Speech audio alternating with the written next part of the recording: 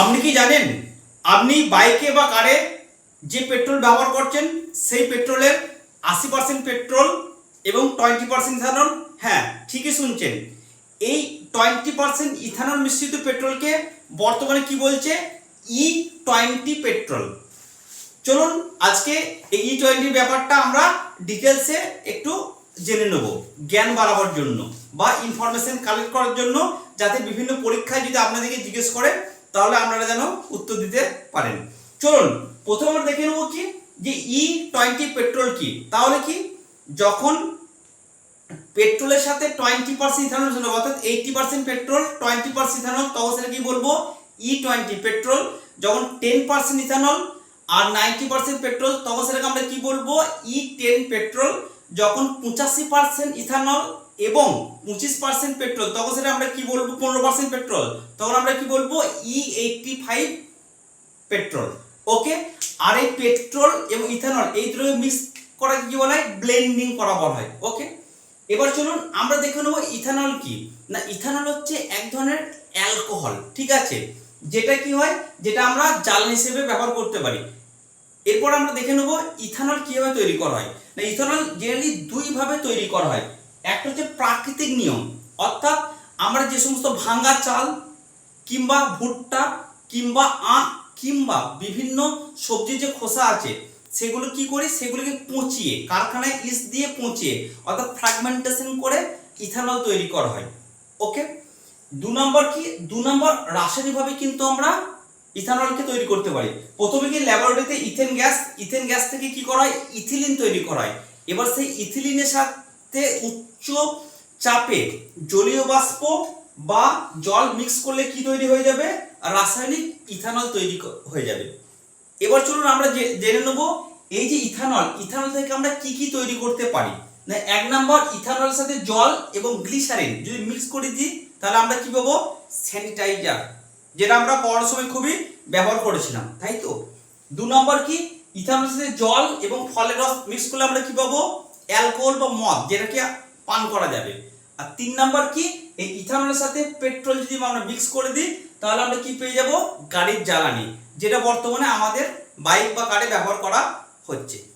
এবার চলুন আমরা জেনে নেব ইথানলে কিভাবে গাড়ি চলে না। ইথানল কি জানেন তো? পেট্রোলের মধ্যে খুব সহজ কিন্তু আগুন ধরে যায়। এবার যখন ইথানল এবং পেট্রোল মিক্স করে ইঞ্জিনে দেওয়া হয় তখন কি হয়? ইঞ্জিন যখন ঘোরে তখন সেখান থেকে একটা এনার্জি ক্রিয়েট হয়। যখন ইথানল পেট্রোল পুড়ে যায় এনার্জি বের হয়, সেই এনার্জি থেকে কিন্তু কি হয়? গাড়ি কিন্তু চলতে থাকে। এবার চলুন আমরা দেখে নেব এই পৃথিবীতে ইথানল মিশ্রিত পেট্রোল কবে থেকে চালু হয় না। 1970 দশকে পৃথিবীতে হঠাৎ করে ওয়েল ক্রাইসিস দেখা যায়, অর্থাৎ পেট্রোলে প্রচুর ক্রাইসিস দেখা যায়। তখন কি গোটা পৃথিবী এই পেট্রোলের বিকল্প হিসেবে কিন্তু ইথানলের ব্যবহার শুরু করে। এবার চলুন আমরা দেখে নেব বিশ্বে কোন কোন দেশে এই ইথানল মিশ্রিত পেট্রোল ব্যবহার করছে। সব থেকে বেশি ব্যবহার করা হয় ব্রাজিলে, E20 থেকে E30, E27 ব্যবহার করা হয়। এছাড়া কি? এছাড়া America, France, Germany, Japan, Thailand প্রভৃতিতে কিন্তু E10 পেট্রোল ব্যবহার করা হয়, অর্থাৎ 90% পেট্রোল 10% ইথানল। আর ভারতে বর্তমানে প্রথমে E10 ব্যবহার করেছিল, বর্তমানে কিন্তু E20 ব্যবহার করা হচ্ছে, অর্থাৎ 80% পেট্রোল এবং 20% কিন্তু ইথানল। এরপর আমরা দেখে নেব ভারতে কবে থেকে ইথানল মিশ্রিত পেট্রোল চালু হয় না। ভারতে 2003 সালে জানুয়ারি মাসে কিন্তু প্রথম ইথানল মিশ্রিত পেট্রোল চালু হয়। 2003 থেকে 2014 সালে এভারেজ 0.1 থেকে 1.5% ইথানল মিশ্রিত পেট্রোল ইউজ হয়। 2014-তে 5 থেকে 10%, এবং সরকার টার্গেট নিয়েছিল 2018 থেকে 30 সালের মধ্যে গোটা ভারতে কিন্তু E20 পেট্রোল অর্থাৎ 20% ইথানল মিশ্রিত পেট্রোল চালু করে দেবে। কিন্তু 2000 পরে সেই টার্গেটটাকে কমে 2018 থেকে 2025-এর মার্চের মধ্যে E20-র কিন্তু টার্গেট নেওয়া হয়। 2023 সালের ফেব্রুয়ারি মাসে সরকার কিন্তু কিছু গাড়িতে বা কিছু অঞ্চলে পরীক্ষামূলকভাবে E20 পেট্রোল ব্যবহার করে, এবং 2026-এর 1 এপ্রিল কিন্তু সারা ভারতের বিভিন্ন গাড়িতে E20 পেট্রোল কিন্তু ব্যবহার চালু করে দেয়। এবার চলুন আমরা দেখে নেব এই ইথানল মিশ্রিত পেট্রোলের কি কি সুবিধা আছে। এক নম্বর হচ্ছে কম ক্রুড অয়েল এক্সপোর্ট করা। ভারত 85% কিন্তু ক্রুড অয়েল বিশ্ব থেকে আনে। এরপরে ইথানল যদি মিক্স করে তাহলে কিন্তু কম পরিমাণ ভারত ক্রুড অয়েল আনতে হবে বিদেশ থেকে। এর ফলে প্রচুর পরিমাণ কিন্তু ভারতের ডলার সেভ হবে, যে টাকাতে ভারত কিন্তু বিভিন্ন হাসপাতাল, কলেজ, এই ইনফ্রাস্ট্রাকচার কিন্তু করতে পারবে। 2 নম্বর কি? 2 নম্বর হচ্ছে কম ফরেন এক্সচেঞ্জ। যেমন দেখুন একটা রিপোর্টে বলছে 2014 সাল থেকে আজ পর্যন্ত প্রায় 316 লাখ মেট্রিক টন ক্রুড অয়েলের সাবস্টিটিউট কিন্তু ভারত করে ফেলেছে।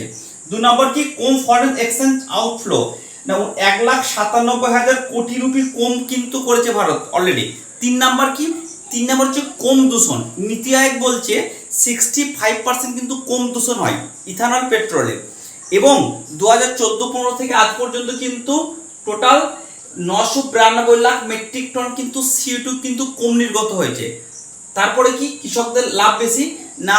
2014-15 থেকে আজ পর্যন্ত 1,66,000 কোটি রুপি কিন্তু কৃষকরা ডাইরেক্ট কিন্তু বেনিফিট পেয়েছে।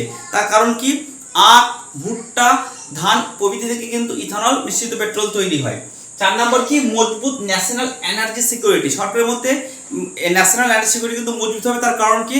বাইচান্স যুদ্ধ বা অন্য কোনো এমার্জেন্সি পরিস্থিতিতে কিন্তু ভারতকে তেল আর বিদেশ থেকে কম আনতে হবে।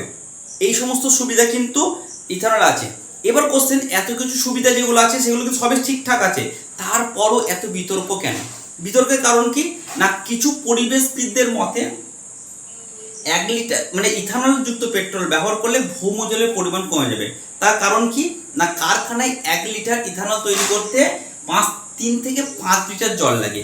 কিন্তু যদি কোনো একটা আমরা ভুট্টা গাছ প্রথম যেদিন থেকে চাষ করি সেই দিন থেকে যদি ধরা হয়, তাহলে ভুট্টা চাষ করে 1 লিটার তৈরি করতে 8,670 লিটার জল লাগবে, আখ চাষ করতে 3,630 লিটার জল লাগবে, এবং ধানের ক্ষেত্রে 10,790 লিটার কিন্তু জল লাগবে।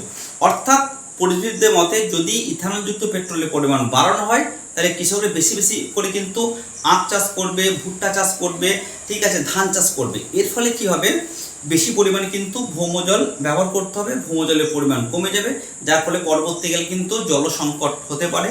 2 নম্বর কি? বেশি চাষ করার ফলে কী হবে, মাটির উর্বরতা কমে যাবে। মাটির উর্বরতা যখনই কমে যাবে তখন কিন্তু কী হবে, মৃত্তিকা ক্ষয় হবে। আবার কি, অনেকের পরিবেশবিদদের মতে অনেকে জঙ্গল কেটে বেশি বেশি করে চাষ করার চেষ্টা করবে, যেটা পরিবেশের সমস্যা হতে পারে।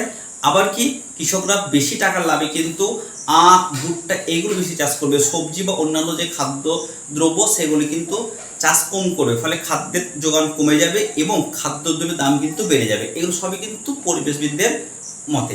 এবার চলুন, এরপর আমরা কি দেখে নেব বিখ্যাত ধনকুবের ও চিন্তাবিদ চার্লি মাঙ্গার।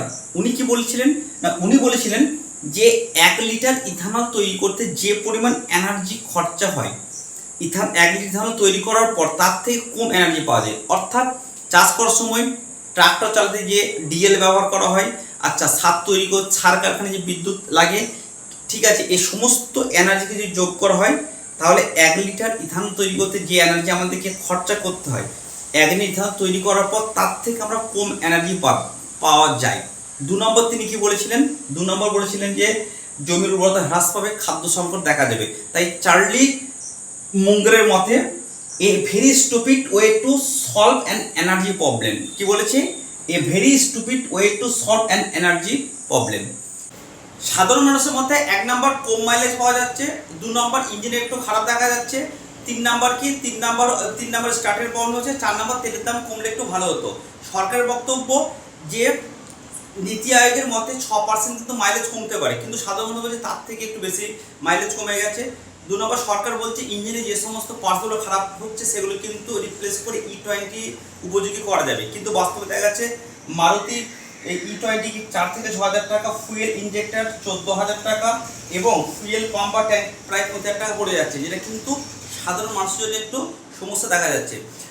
আর দেখুন এদিকে যেমন অন্যান্য পরিবেশবিদরা বলেছে যে বেশি বেশি করে আখ গম চাষ করা হবে, ঠিক আছে, এর ফলে খাদ্য সমস্যা হতে পারে, ইত্যাদি হতে পারে।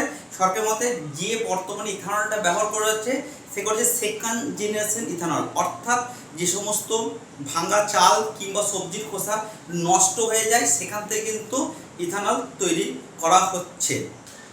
এবার দেখুন এই টোটাল সামারি করে বলা যেতে পারে সরকার যে পদক্ষেপটা নিয়েছে খুবই ভালো পদক্ষেপ। যদি 1 নাম্বার ভবিষ্যতে কিছুটা তেলের দাম কমানো যায়, 2 নাম্বার ইথানল মেশানোর ফলে যে টাকাটা সেভ হচ্ছে সেই টাকায় যদি কলেজ হাসপাতালের মতো ইনফ্রাস্ট্রাকচার উন্নত করা হয়, 3 নাম্বার জার্মানিতে যেমন অপশন দেওয়া হয়, আপনি সাধারণ তেলও ভরতে পারবেন, E10 পারবেন, E5 পারবেন, এরকম যদি সাধারণ মানুষকে অপশন দেওয়া হয়। এবং 4 নাম্বার ব্রাজিল বা অন্যান্য দেশ আস্তে আস্তে করে 5-10 বছর ধরে ধরে কী করেছে, ইঞ্জিনগুলোকে, গাড়ি ইঞ্জিনগুলোকে E20 উপযোগী করেছে। সরকারও যদি ধীরে ধীরে এই প্রকল্পকে বাস্তবায়ন করে তাহলে কিন্তু এই প্রকল্পটা খুবই খুবই খুবই ভালো প্রকল্প E20, কিন্তু এই সমস্তগুলো কিন্তু ইমপ্লিমেন্ট করতে হবে। আশা করছি আপনাদেরকে ভিডিওটা ভালো লাগবে, ভালো লাগলে অবশ্যই শেয়ার করবেন। এবং এই ভিডিওর মেন উদ্দেশ্য হচ্ছে আপনাদেরকে শিক্ষামূলক এবং বিভিন্ন তথ্য প্রদান করা, যাতে বিভিন্ন এক্সামে আপনাদের কাজে লাগে। সরকারকে সমালোচনা করা বা কোনো ব্যক্তিকে আঘাত করা কোনো উদ্দেশ্য নয়। Thank you.